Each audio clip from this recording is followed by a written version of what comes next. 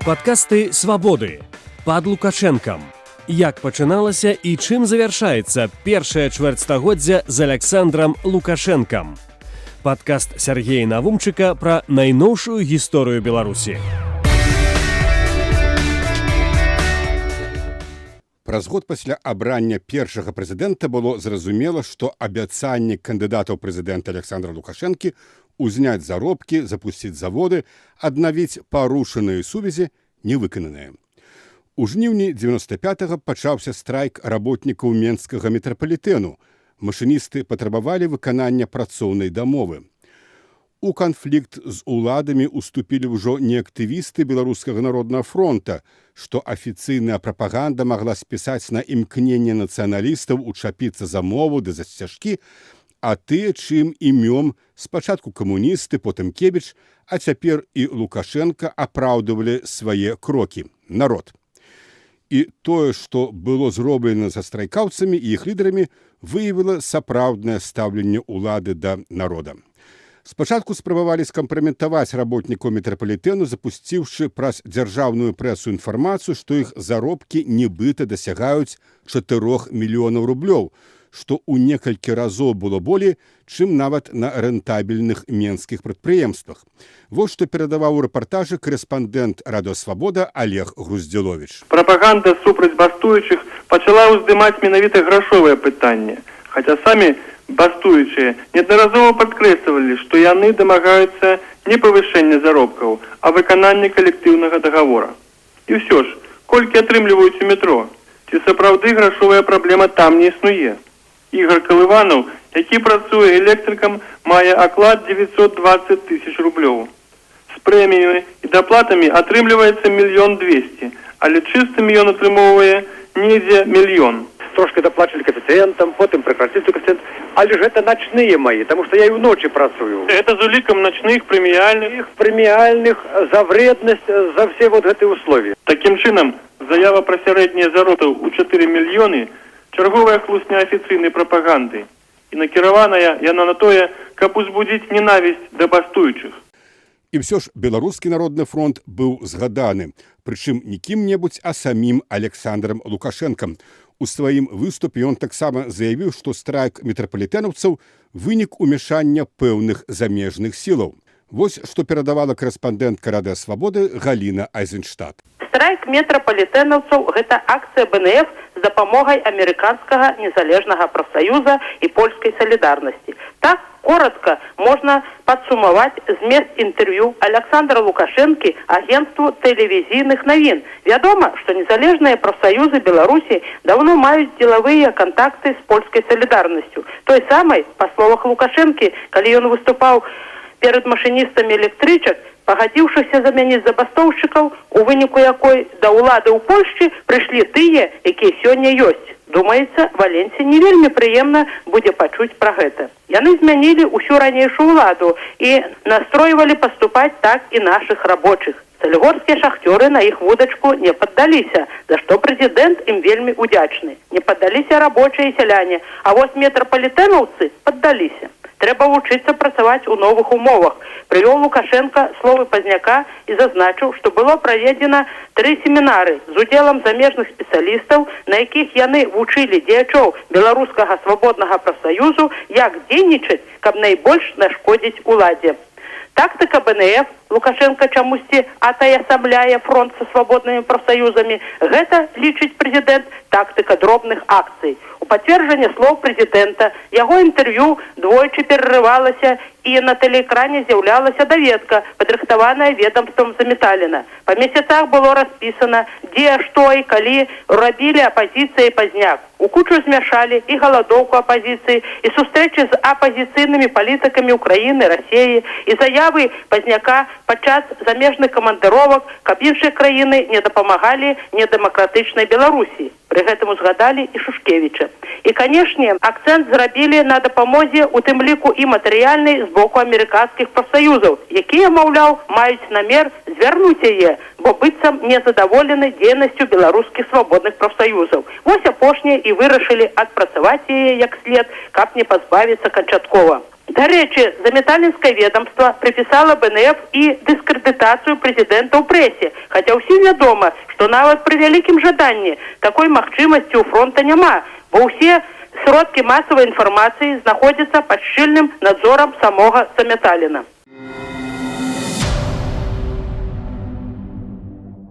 У выніку страйку машыністаў Менскага метрапалітэну рух цягнікоў парушыўся, і ўлады замест выканання патрабаванняў страйкоўцаў пашлі на такія крокі, якія маглі скончыцца трагічна.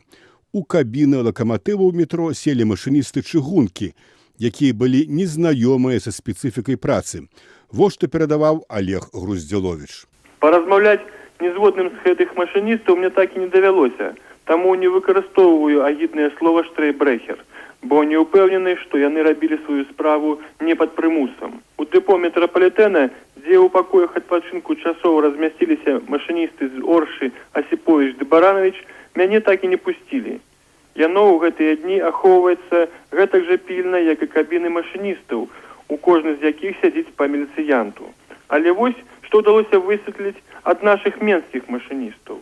Усяго ў метро іх працуе прыблізна 150 чалавек. Напярэдадні страйку без тых, хто быў у адпачынку ці хварэў, налічвалася каля сотні. Замяніць такую колькасць адразу было вельмі цяжка, але адміністрацыя разам з уладамі паспрабавалі. Выклікалі машыністаў чыгункі з Оршы, Асіповіч, Баранович. Як казалі мне удзельнікі страйка, гэта былі недобраахвотнікі. Людзей прымусілі пад пагрозай звальнення. Цягнікі яны вадзілі, магчыма, добра, але метро іншая рэч. Па словах менскіх машыністаў Ігора і Александра, з якімі я сустрэўся ў метро Кастрычніцкая, яны трымаліся да панядзелка, а потым, калі ўбачылі, хто стаў на іхнае месца, здаліся. Так бы мовіць, паддаліся на моцны ўціск таму, што ўбачылі, калі паязды метро будуць вазіць чыгуначнікі, без ахвяр не абыдзецца. І апошні штрых. Моя гутарка з машыністамі Ігорам і Александрам праходзіла прямо на станцыі. Абодва машыніста казалі пра страшэнны ўціск на сябе з боку адміністрацыі і праваахоўчых органаў. Яшчэ адзін удзельнік забастоўкі, Мікалай, расказваў пра тое, як абрабатывалі ўсіх, хто жыве ў інтэрнаце. Пагражалі звальненнем, выклікалі ўсіх у пракуратуру. І, відаць, сапраўды напалохалі людзей. Ва всякім разе, ніхто з маіх суразмоўцаў не назваў свае прозвішча. А потым да страйкаўцаў была прымененая сіла.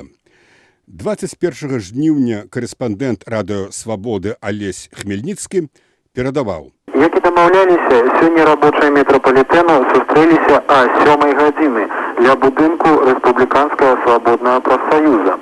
Аднак хутка ім патлумачылі, што збірацца нельга, інакш, маўляў, ужывем сілу.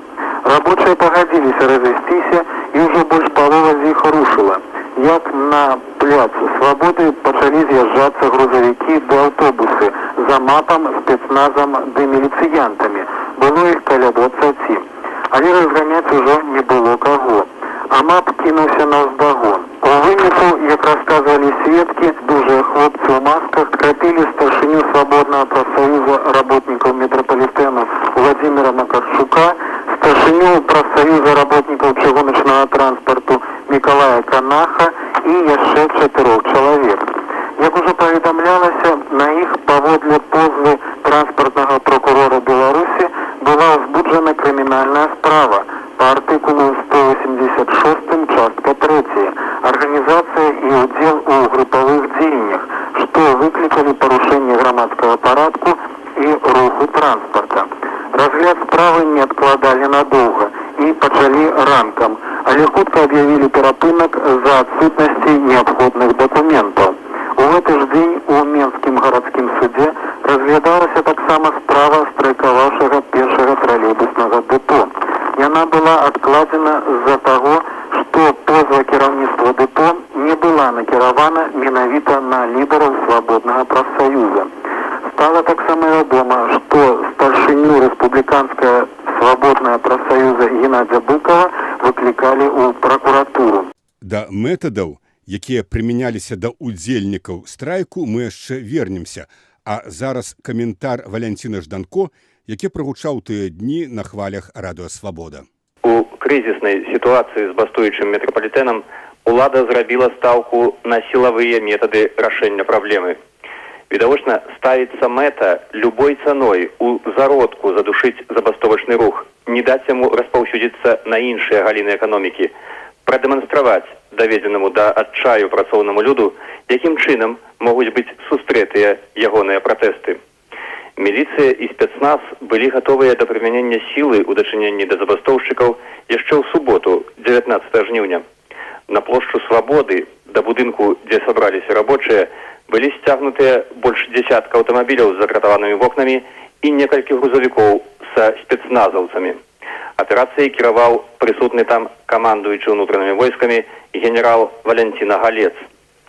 Са спецназаўцамі, аснашчанымі бронекамізэлькамі і чорнымі маскамі, узброенымі аўтаматамі і дубінкамі, праводзіўся інструктаж. Ім належала ачысціць будынак і плошчу ля яго ад удзельнікаў страйку. Але да сутычак тады не дайшло. Забастоўшчыкі самі пакінулі будынак і, мінуўшы ачапленне, накіраваліся да гарвыканкама.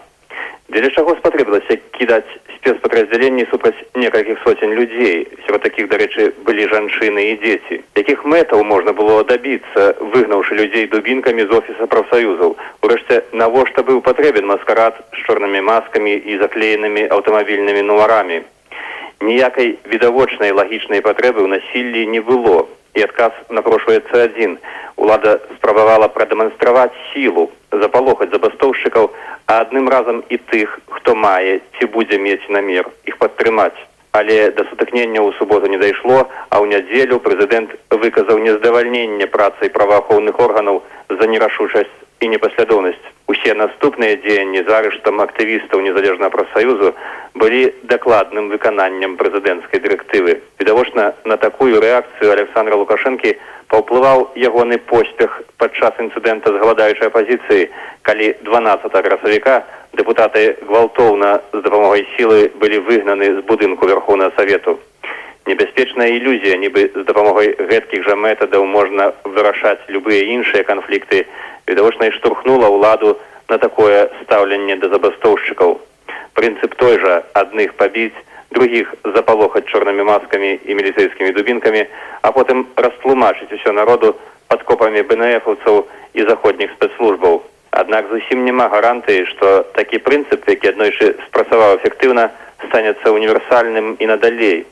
Можна расправіцца з некалькімі дзесяткамі дэпутатаў, можна зволіць паўсотні работнікаў метрапалітэну, але нельга паслаць узброеных амонаўцаў ва ўсе працоўныя калектывы, якія пакутаюць ад бясконцых прастояў і несвоечасовай выдачы зарплаты. Міліцэйская дубінка бяссільная перад галоднымі масамі.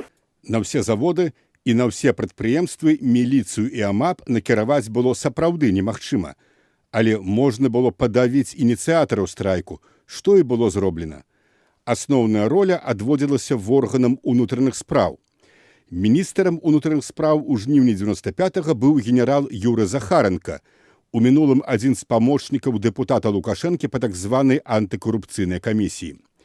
Незадаволенасць прэзідэнта Лукашэнкі дзеяннямі падраздзяленняў унутраных спраў, якія, на ягоную думку, былі недастаткова жорсткімі, Юрыем Захаренкам была улічаная. АМАП пачаў дзейнічаць жорстка.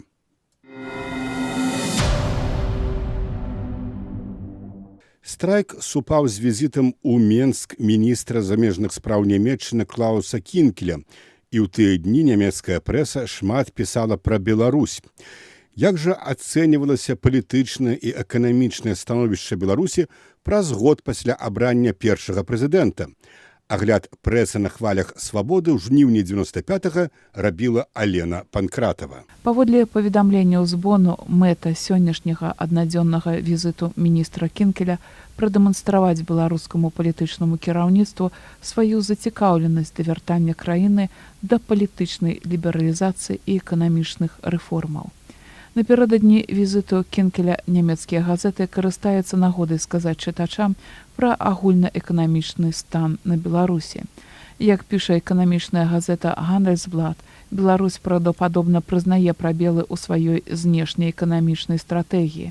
Гэта адсутнасць клопату пра імідж, а таксама абсалютна неразвіты маркетынг, Паводле прадстаўнікоў знешнеэканамічнага ведомства, трактары, якія па вельмі нізкіх цэнах прадаваліся ў Расію, потым рээкспартаваліся ёю ў краіны трэцяга свету па значна больш высокіх цэнах.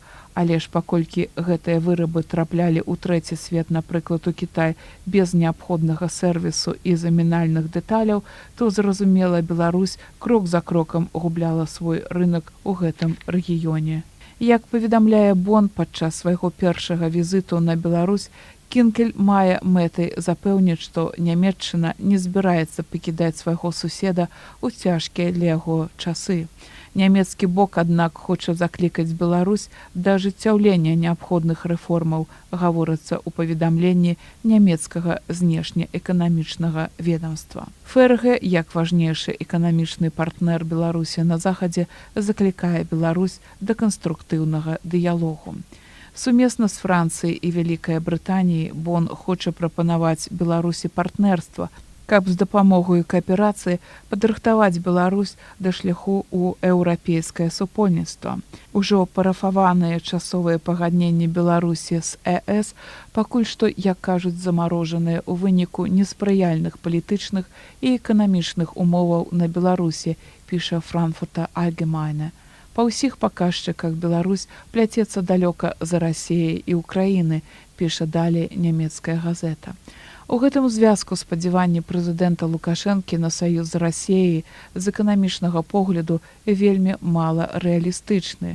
У Масквы мала зацікаўленасці да бедныя на прыродныя рэсурсы Беларусі, лічыць Бон. Наадварот, у Захада самы рэальны інтарэс да таго, каб адбылася хутчэйшая стабілізацыя гэтай краіны ў цэнтры ўсходняй Еўропы. Як вы чулі, у жніўні 95-го Нямецчына, ды не толькі яна, была зацікаўлена в інтэграцыі Беларусі ў еўрапейскую супольнасць, а нямецкія аналітыкі выказвалі скепсіс адносна эканамічнай мэтазгоднасці прывязкі Беларусі да Расіі. Тым не менш, нягледзячы на сустрэчу з Клаусам Кінкелем, Александр Лукашенко абярэ іншы шлях і праз некалькі месяцаў у красавіку 96-го падпіша саюзную дамову з расійскім прэзідэнтам Барысам Ельцыным.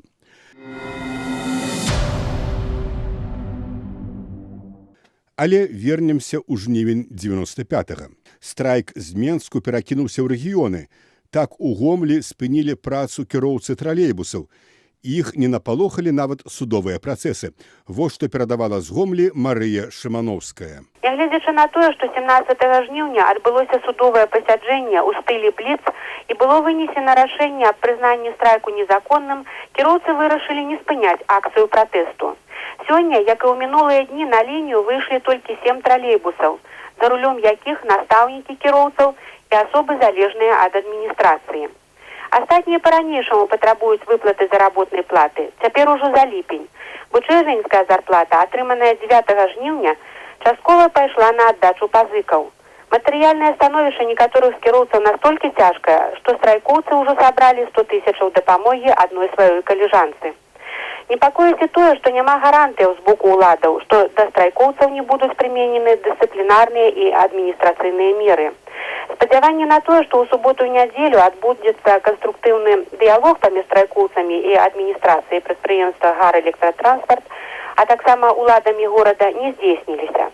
Нават тыя цвёрдыя абяцанні, што былі дадзены ў дзень, калі ішло судовае паседжанне, а менавіта аб заробку ў 1,5 мільёна рублёў, не былі аформлены ў якасці дакумента з подпісамі першых асобаў горада і пячаткамі, як гэтага чакалі тралейбуснікі. Тралейбуснікі чакаюць перамову, да якіх гатовыя ў любую хвіліну.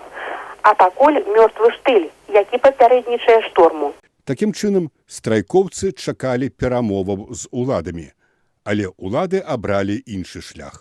Нагадаю, што ў красавіку 91-го, калі на вуліцы Менску выйшлі з пратэстам дзесяткі тысяч рабочых, а ў Воршы былі заблакаваныя чыгуначныя шляхі, камуністычныя ўлады БССР, хаця і пагражалі прымяніць сілу, але пайшлі са страйкамаўцамі на перамовы. Потым аглядальнікі казалі, што на тых перамовах кіраўнікам удалося падмануць рабочых, што, пагадзіўшыся з невялікімі саступкамі, страйкамаўцы упусцілі магчымасці дамагчыся выканання больш важных патрабаванняў, у тым ліку і палітычных, Але я цяпер не пра тое, чаго дамагліся ці што страцілі. Цяпер я акцэнтую увагу на тым, што камуністычныя ўлады у красавіку 91-го пайшлі на перамовы. Сілавы спосаб вырашэння канфлікту быў адрынуты. У жніўні ж 95-го дэмакратычна абраны прэзідэнт Беларусі аддаў перавагу іншаму спосабу – сілавому. Гэтаму не перашкодзіў нават візіт у Беларусь міністра спраў Нямецчыны Клауса Кінкеля, які супаў са страйкам на Менскім метрапалітэне. Міністр унутраных спраў Юры Захаренко увогуле заявіў, што Кінкель хоча дэстабілізаваць палітычную сітуацыю ў Беларусі, а апазіцыя імкнецца патапіць краіну ў крыві. Па сумнай іроніі лёсу, праз нядоўгі час Захаренко сам апынецца ў ліку актывістаў апазіцыі, потым будзе гвалтоўна захоплены і знікне, а ягоная сям'я знойдзе прытулак у Нямецчыне. Але ў жніўні 95-го падпарадкаваныя Захаренку падраздзяленні ўнутраных спраў прымянялі да кіраўнікоў страйкавага камітэту самыя жорсткія метады. Некалькі чалавек пад дуламі аўтаматам былі пакладзены тварам у асфальт і потым затрыманыя. Але найбольш жорсткія метады органы ўнутраных спраў прымянілі да лідара рабочага руху, дэпутата апазіцыі БНФ у Вярхоўным Савеце 12-го склікання Сергея Антончыка. Але пра гэта ў наступным раздзеле. Падкасты «Свабоды» пад Лукашэнкам. Як пачыналася і чым завяршаецца першае чвэрцьстагоддзя з Аляксандрам Лукашэнкам. Падкаст Сергея Навумчыка пра найноўшую гісторыю Беларусі.